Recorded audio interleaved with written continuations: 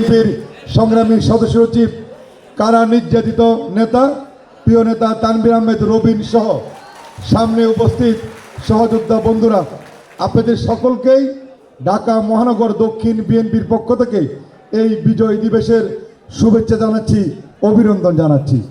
আমি বক্তব্যের শুরুতেই এদেশের স্বাধীনতার মহান ঘোষক, যার জন্ম না হলে এই সুন্দর একটি স্বাধীন বাংলাদেশ, একটি স্বাধীন সার্বভৌমত্ব, লাল সবুজের পতাকা আমরা পেতাম কিনা যথেষ্ট সন্দেহ ছিল।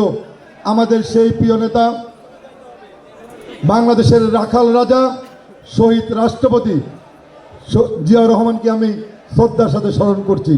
পাশাপাশি আমি শ্রদ্ধার সাথে স্মরণ করছি স্বাধীনতা যুদ্ধ সহ সকল গণতান্ত্রিক আন্দোলনে যেই সমস্ত বীর সৈনিকরা বুকের তাজা রক্তে রাজপথ রঞ্জিত করে এদেশের স্বাধীনতা সার্বভৌমত্ব গণতন্ত্র রক্ষায় অগ্রণী ভূমিকা পালন করেছেন। আমাদের সেই প্রিয় নেতাদেরকে আমরা, আমাদের সেই হারানো সেই আমাদের মহামানবদেরকে আমরা আজকের এই দিনে আমরা শ্রদ্ধার সাথে স্মরণ করছি। প্রিয় বন্ধুরা, বক্তব্য রাখবেন আমাদের কেন্দ্রীয় নেতৃবৃন্দ, আমাদের প্রধান অতিথি বক্তব্য রাখবেন, আমরা বক্তব্য শুনব।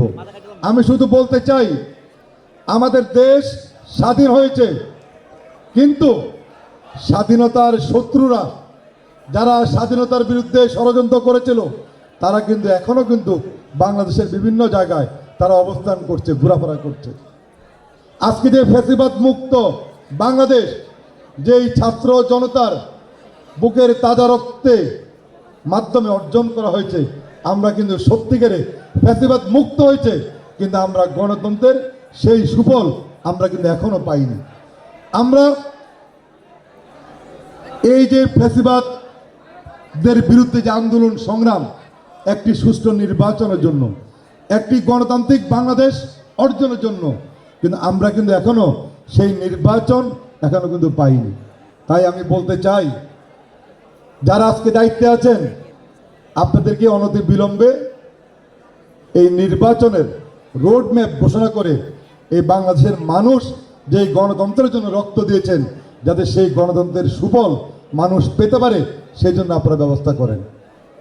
আপনাদের সংস্কারের নামে দীর্ঘদিন যে নির্বাচনকে থেকে মানুষকে দূরে রাখা, সেটা কিন্তু সঠিক না।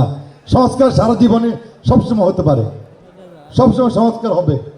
আরেকটি কথা বলছি, যে আজকে অনেকেই যারা কিছু কিছু লোক আজকে বিভিন্ন জায়গায় ঘুরে ঘুরে এই বিএনপির বিরুদ্ধে এখনো কিন্তু ষড়যন্ত্র করছেন, বিষাদগার করছেন। তারা বলতে চায় যে আওয়ামী লীগ বিএনপি নাকি এক।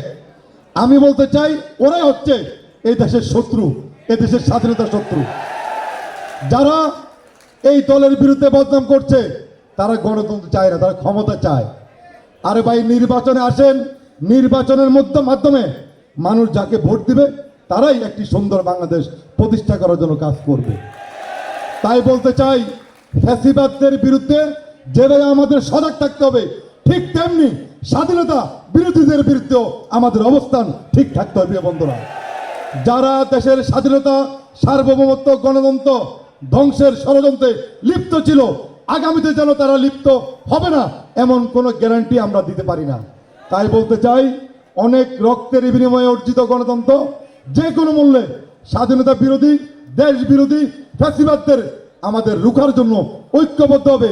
আমরা ঢাকার রাজপথে আছি, যে কোনো সময় ইনশাল্লাহ এদের প্রতিহতের জন্য আমরা রাজপথে থাকবো। সেই প্রত্যয়ে আজকের মতো ধন্যবাদ জানাচ্ছি। খোদা হাফেজ। বাংলাদেশ জিন্দাবাদ। শহীদ অমর হোক। দেশ নেত্রী বেগম খালেদা জিয়া জিন্দাবাদ। আমাদের সকলের প্রিয় নেতা, আমাদের আশা আকাঙ্ক্ষার প্রতীক তারেক রহমান জিন্দাবাদ, জিন্দাবাদ। আপনাদের সকলকেই ধন্যবাদ।